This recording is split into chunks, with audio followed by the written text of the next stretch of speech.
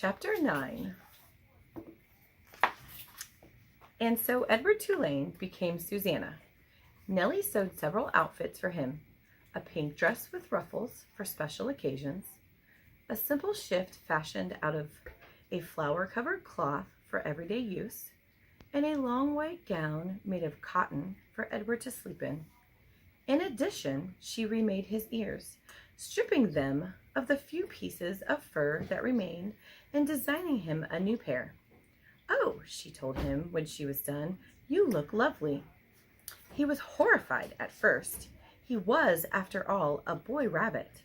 He did not want to be dressed as a girl, and the outfits, even the special occasion dress, were so simple, so plain. They lacked the elegance and artistry of his real clothes. But then Edward remembered lying on the ocean floor, the muck in his face, the stars so far away, and he said to himself, "What difference does it really make? Wearing a dress won't hurt me. Besides, life in the little green house with the fisherman and his wife was sweet." Nellie loved to bake, and so she spent her day in the kitchen. She put Edward on the counter and leaned him up against the flour canister and arranged his dress around his knees. She bent his ears so he could hear well.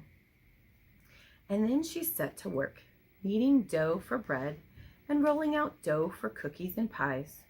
The kitchen soon filled with the smell of baking bread and with the sweet smells of cinnamon and sugar and cloves.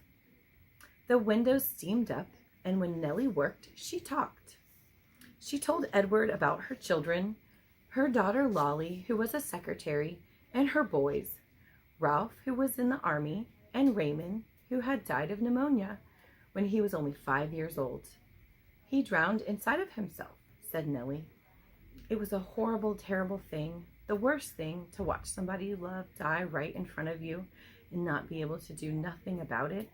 I dream about him most nights." Nellie wiped at tears with the back of her hands. She smiled at Edward. "I suppose you think I'm daft, talking to a toy, but it seems to me that you are listening, Susanna." And Edward was surprised to discover that he was listening. Before, when Abilene talked to him, everything had seemed so boring, so pointless.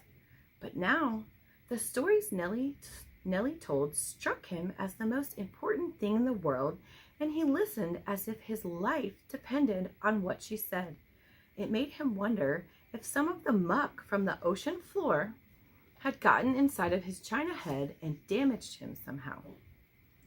In the evening, Lawrence came home from the sea, and there was dinner, and Edward sat at the table with the fisherman and his wife. He sat in an old wooden high chair, and while at first he was mortified, a high chair, after all, was a chair designed for babies, not for elegant rabbits, he soon became used to it. He liked being up high, looking out over the table instead of staring at the tablecloth as he had done at the Tulane household. He liked feeling like a part of things. Every night after dinner, Lawrence said that he thought he would go out and get some fresh air, and that maybe Susanna would like to come with him. He placed Edward on his shoulder as he had the first night when he walked him through town, bringing him home to Nellie. They went outside, and Lawrence lit his pipe and held Edward there on his shoulder as if the night was clear.